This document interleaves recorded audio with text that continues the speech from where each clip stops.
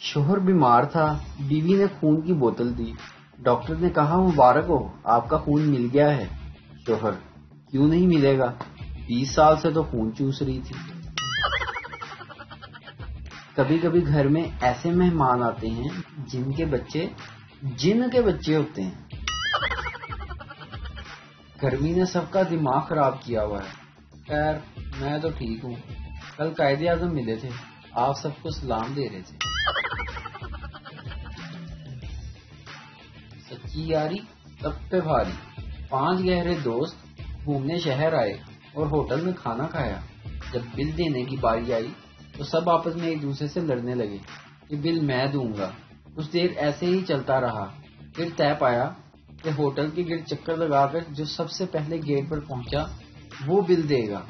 یہ منظر دیکھ کر ہوٹل کے مالک کی آنکھوں میں آنسو آ گئے۔ خیر دوڑ شروع ہوئی، ہوٹل کے مالک نے سیٹی بجائی اور اب تک پانچوں کے گیٹ تک پہنچنے کا انتظار کر رہا ہے۔ اگر آپ کسی چیز کو چاہتے ہیں اسے آزاد چھوڑ دیں، اگر وہ لوٹ کر واپس آ جائے تو سمجھ جائیں کہ اسے کوئی منہ نہیں لگاتا، اسے پھر آزاد چھوڑ دیں، وہ کہیں نہیں جائے گا۔ شوہر: میں غیر ملک جا رہا ہوں۔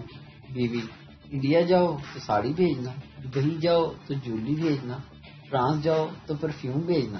شوہر: اگر دوزخ جاؤں تو کیا بھیجوں؟ بیوی: اپنی ویڈیو بھیجنا، ہمیں بھی تو پتہ چلے کہ بیویوں کو ستانے والے کس حال میں ہیں۔ بیوی: میرا رشتہ مانگنے والے اب بھی پچھتاتے ہیں کہ رشتہ کیوں نہیں ملا۔ شوہر: مجھ سے زیادہ نہیں پچھتاتے ہوں گے۔